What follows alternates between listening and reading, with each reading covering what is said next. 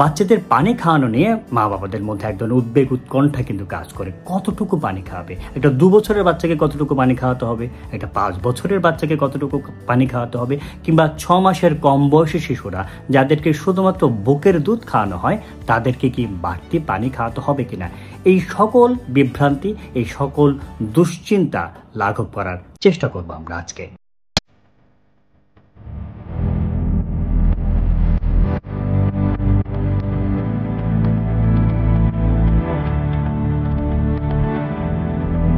আমি ডক্টর আবু সাইদ শিমুল, শিশুরোগ বিশেষজ্ঞ। আজকে আলাপ করছি শিশুদেরকে সারা দিনে অর্থাৎ 24 ঘন্টায় কতটুকু পানি খাওয়াতে হবে তাই নিয়ে আজকের আলোচনা।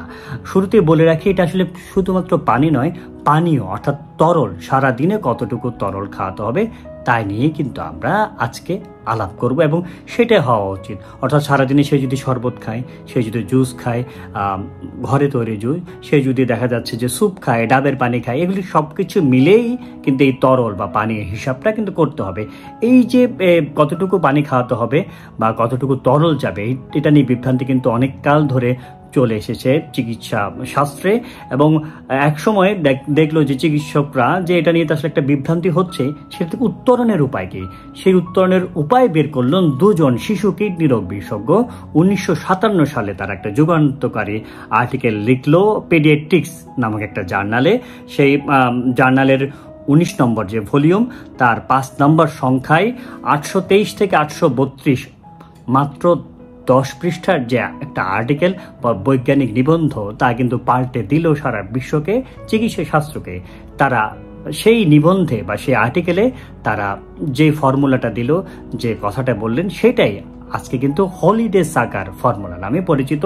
দুজন শিশু কিডনি রোগ বিশেষজ্ঞ আমেরিকার ডাক্তার উইলিয়াম ই বিল স্যাগার এবং ডাক্তার ম্যালকম এ হলিডে, তারা 1957 সালে যে সূত্রটি দিল, সেই সূত্র অনুযায়ী 150-20 এই সূত্র বলা হয়। অর্থাৎ এই সূত্র অনুযায়ী প্রথম 10 কেজির জন্য 100 ml করে প্রতি কেজিতে, এরপরের প্রতি কেজিতে জন্য হচ্ছে 20 ml করে, তারপরে অর্থাৎ সেই সূত্র অনুযায়ী প্রথম 10 কেজির জন্য প্রতি কেজির জন্য হচ্ছে 100 ml বা 100 ml পার কেজি করে, এবং তারপরে প্রতি কেজির জন্য 50 ml পার কেজি করে, এবং তারপরে প্রতি কেজির জন্য 20 ml পার কেজি করে। বিষয়টা আসলে আপনাদের জন্য একটু জটিল, তাহলে সহজ করে দিচ্ছে একটু।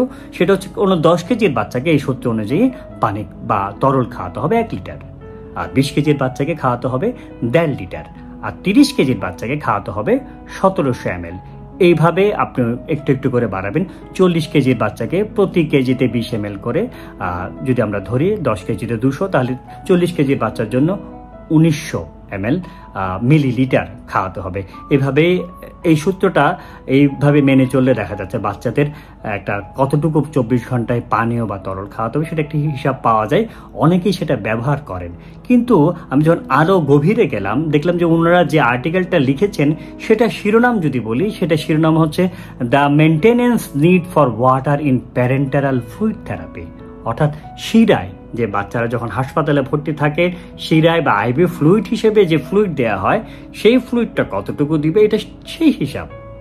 অর্থাৎ আমরা দৈনন্দিনভাবে শিশুরা যে বাসায় থাকছে, বাসায় যারা স্বাভাবিক সুস্থ সবল শিশু, তারা কতটুকু পানি খাবে বা কতটুকু পানি বয়স অনুযায়ী খাওয়া উচিত, সেই জন্য কিন্তু এই সূত্রটা সকল ক্ষেত্রে আসলে প্রযোজ্য না হতে পারে।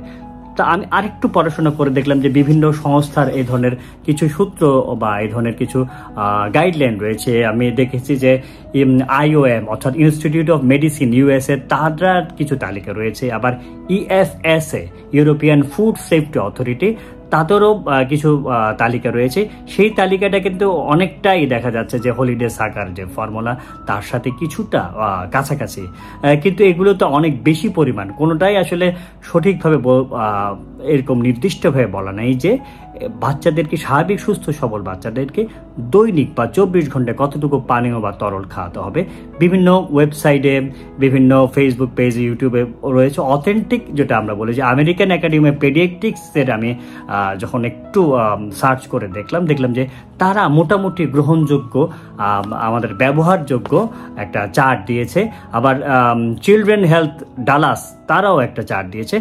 সেই দুটোর চার্ট মিলিয়ে দেখলাম যে কাছাকাছি, সেটা আমাদের ক্ষেত্রে গ্রহণযোগ্য। তারা বলছে, একটু মনোযোগ দিয়ে শুনুন এই ক্ষেত্রে, তারা বলছে 1 থেকে 3 বছরের বাচ্চাদেরকে 4 গ্লাস অর্থাৎ 1 লিটার পানীয় বা তরল খাওয়ানো উচিত।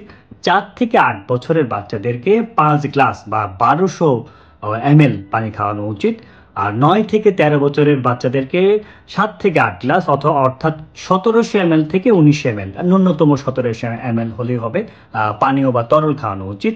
এবং 14 থেকে 18 বছরের বাচ্চাদেরকে 8 থেকে 11 গ্লাস অর্থাৎ 19 ml, ন্যূনতম 8 গ্লাস খেলেই যথেষ্ট 14 থেকে 18 বছরের বাচ্চাদের ক্ষেত্রে। এখানে ওনারা কাপ বলেছেন, আমি এখানে আপনাদের সুবিধার জন্য গ্লাস বলছি, কারণ সেই কাপের সাইজ কিন্তু 240 ml, আমাদের যে গ্লাসগুলো রয়েছে সেগুলোর সমান, প্রায় 240 বা 240 ml এর যে গ্লাস, সেই হিসাবে আমি এতক্ষণ যা বললাম সেগুলো আপনারা আপনাদের মতো করে হিসাব করে নেবেন।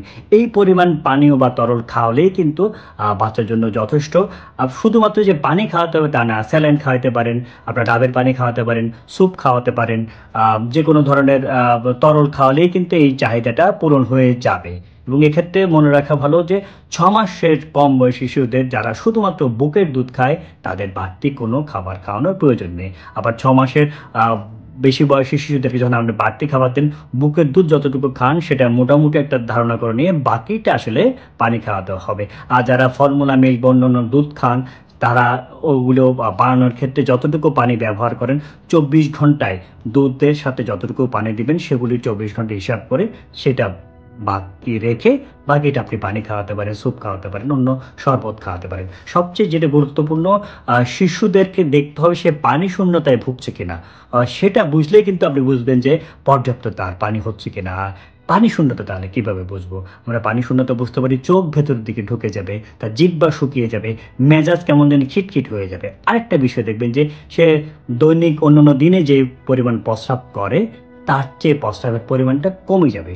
এইসব বিষয়গুলি যদি দেখেন তাহলে বুঝতে হবে যে না, বাচ্চা একটু পানি শূন্যতায় ভুগছে, তার পানীয় যে তরলের পরিমাণটা বাড়িয়ে দিতে হবে।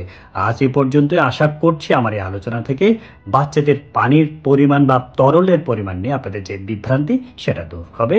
সকলে ভালো থাকুন। আল্লাহ হাফেজ।